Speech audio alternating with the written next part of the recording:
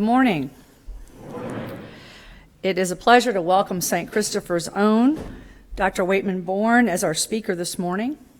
Dr. Boern is the executive director of the Virginia Holocaust Museum. After graduating from St. Christopher's in 1995, Dr. Boern received his undergraduate education and his officer's commission in the Army at the U.S. Military Academy at West Point. He is a veteran of the war in Iraq, where he served as a cavalry officer. Following his service in the Army, Dr. Boern earned his master's and his PhD degrees in modern German history and the Holocaust at the University of North Carolina at Chapel Hill. Dr. Boern is the author of numerous articles and the author of the widely acclaimed book, Marching into Darkness, the Wehrmacht and the Holocaust in Belarus. This was published by Harvard University Press in 2013 and was the winner of the Thomas J. Wilson Memorial Prize for the best first book in any field published by Harvard Press. His primary areas of interest and research include the Holocaust in Eastern Europe, with a particular emphasis on understanding the Holocaust at the local level. While a student at St. Christopher's, Dr. Boern served as the editor of the Hieroglyphic, worked on the Pine Needle, participated in the Battle of the Brains team, and sang with the Glee Club. Please give Dr. Boern a warm welcome home.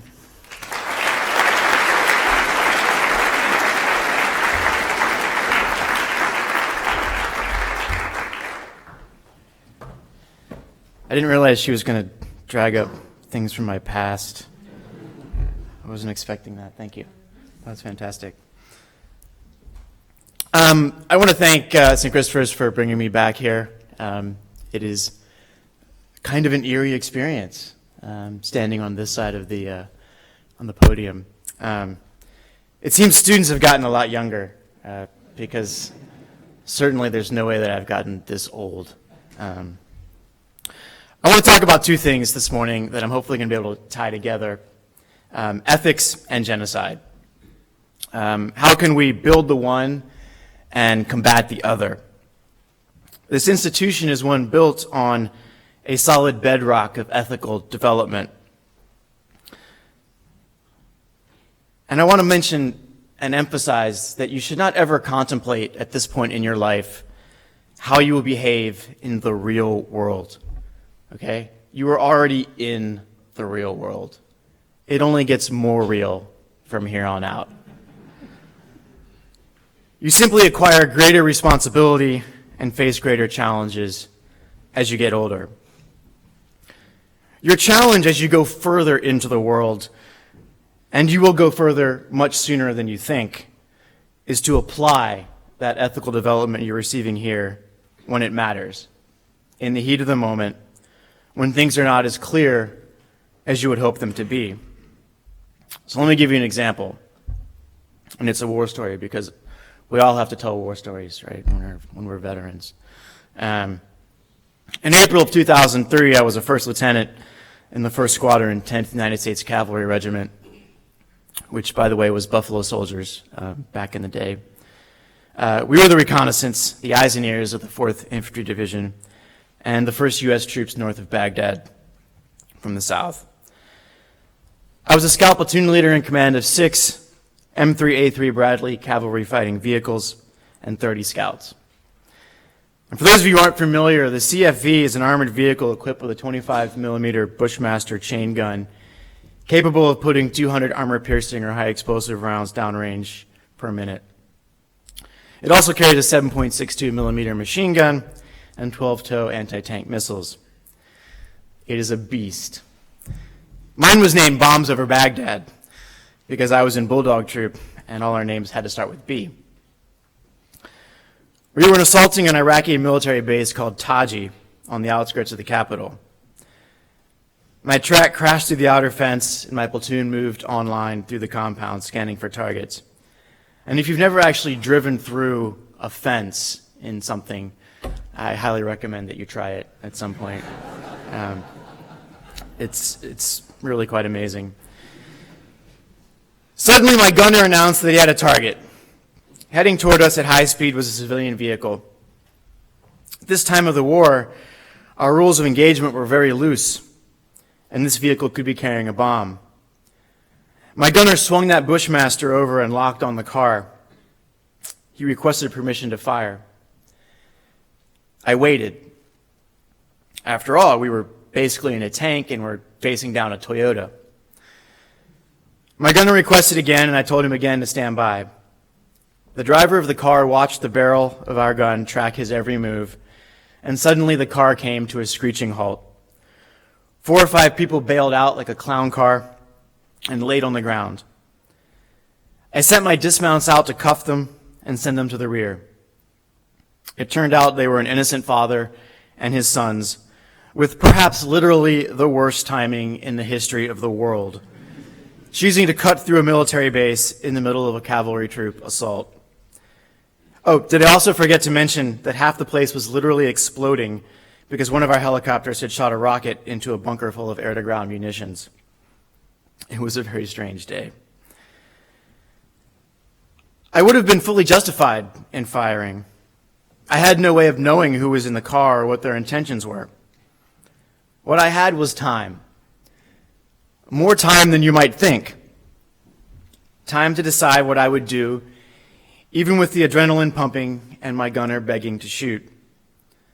Looking back, I'm glad that I took the time to make the right decision. I would not be the same person I am today if I had killed those people, even though no one could fault me for doing so. I tell this story because I think it illustrates 3 key elements of applied ethics that I hope you will consider in your daily life and when we confront genocide, which is really the focus of this talk. Number 1, ethics is a muscle. It must be trained like any other. If I had not educated myself and been educated by others on the laws of war and considered how I might avoid unnecessary civilian casualties before I deployed, I may not have been prepared to make that decision. The same is true for you. If you don't think about how you will face ethical dilemmas, how will you be prepared to make the right choice? Number 2, you have more time than you think you do. The time between seeing that car and deciding whether or not to engage may have been seconds, but I felt like I had plenty of time to think about it. I hope none of you is ever in that situation. But often in our lives, we can feel pressed to make decisions quickly, when in reality, we have more time to contemplate and to choose the right path. Number 3, you set the standard by everything you do and everything you don't do. In my case, I could have set the example for my platoon to also shoot first and ask questions later. Instead, I modeled restraint, using force only when necessary. And believe it or not, you face similar moments every day. Every time you stand up for what is right or don't. Every time you correct someone who is being offensive or don't. Every time you show others that you choose the harder right, and every time you give in to the easier wrong. You are your actions, not your words. So what does this have to do with the Holocaust and genocide? I am, after all, a Holocaust historian, and this talk should tell us something about that topic. The bottom line up front is this. We are and will continue to face genocide, and that no matter who we are, we will be asked to make choices in how we respond, just as we do when faced with ethical dilemmas in our daily lives.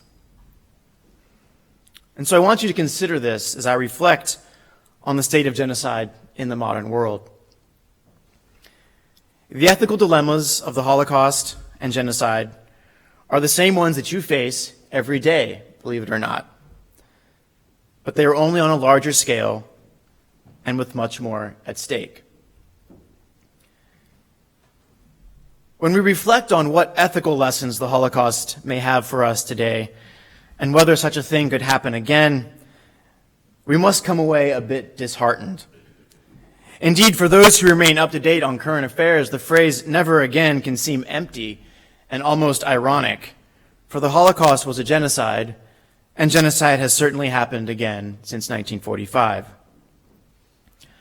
China's Great Leap Forward, Indonesia, Guatemala, Cambodia, Bosnia, Kosovo, Rwanda, Congo, Sudan, Darfur, East Timor, Burma, and now Syria and Iraq. Each of these genocides reminds us that they have happened again and again and again. I suspect that genocide will remain with us for one simple reason. With a few exceptions, every genocide in history has accompanied a war or a civil war. And war has remained a part of our daily lives, globally speaking, from the dawn of recorded history. What will the next genocide look like? It will likely not look like the Holocaust, as all genocides are unique in their own historical circumstances. They may look much like what we are seeing today. ISIS is murdering Yazidi Christians and Shiite Muslims in Syria and Iraq. Christian gangs are murdering Muslims in the Central African Republic. The Rohingya minority are being murdered by government forces in Burma. And North Korea is almost certainly guilty of genocide behind its enforced isolation from the world. And throughout Europe, right-wing extremist groups are spouting xenophobia and anti-Semitism. And so the world does not look like it has learned much from the Holocaust.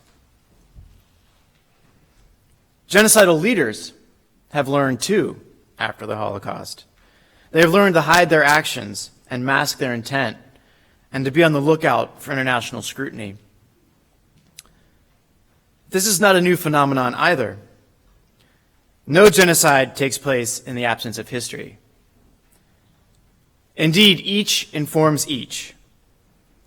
The first European settlers in New England, who murdered Native Americans, had cut their teeth participating in genocide in Ireland. 200 years later, Mirabeau Lamar, who would preside over the genocide of Native Americans in Texas, was writing essays in school on topics such as, quote, were the Europeans justifiable in conquering and taking possession of America in the manner they did? 200 years after that, Hitler would rhetorically ask, quote, who after all speaks of the annihilation of the Armenians? He would also refer to the Volga as Germany's Mississippi, referring to America's policy of expelling Native Americans to the west. Hitler's Ukrainian functionaries were called Askaris after the native contingents in Africa, where Germany had committed the first genocide of the 20th century. Hitler tried to place Jews on reservations and said that the inferior Slavs in the East were to be treated as, quote, redskins. So for any of you that don't think that team name is offensive, trust me, it is. If Hitler's using that term, it's offensive. In Cambodia, Pol Pot was partly inspired by the policies of the French collaborationist Vichy government under the Nazis. Like the Nazis, Pol Pot's regime referred to its enemies as, quote, pests, in the same way that Hitler called Jews vermin. In Rwanda, the killers drew on this linguistic tradition, calling the Tutsis cockroaches to be eradicated. And during the Bosnian genocide, a Serbian general referred to, quote, our Lebensraum in Bosnia. The biggest unknown in future genocides is in ourselves. What will we do? Who will we be? The genocides and mass atrocities that we will face will likely not be local. They will be distant and foreign. People that we may never heard of, in places we've never heard of, will be victimized, and we will have to make decisions. One of the lessons that is sometimes obscured in the Holocaust is that there was a great deal of choice. Even those most closely connected to the killing process had the ability to opt out, to refuse. And this refers in many ways even to the killers themselves, who could at some point say, I don't want to do this anymore, without any repercussion. There will always be individuals prepared to commit evil. Perhaps we cannot change that. But perhaps that isn't even important. Perhaps the silent majority of bystanders is most significant to us. When we do nothing, we provide the audience for the theater of genocide. Would acts of killing take place without onlookers? Perhaps, but perhaps not. So again, when the next genocide takes place, and it will take place, we must choose who we will be. Will we watch the synagogues burn, or will we stop the evildoers at the door? We must have already built our ethical muscle in the small moments before we can flex it in the big ones. We must take the time to think and choose the more ethical path, even when events seem to be overtaking us. And we must realize that inaction is a form of action, and that we are defined by what we do in the face of genocide, not by what we say. Perhaps Robert Louis Stevenson described it best in Dr. Jekyll and Mr. Hyde. He wrote, quote, "In each of us, two natures are at war, the good and the evil. All our lives, the fight goes on between them, and one of them must conquer. But in our own hands lies the power to choose. What we want most to be, we are." I think what we must do every day is to ask ourselves, who are we becoming? Thank you.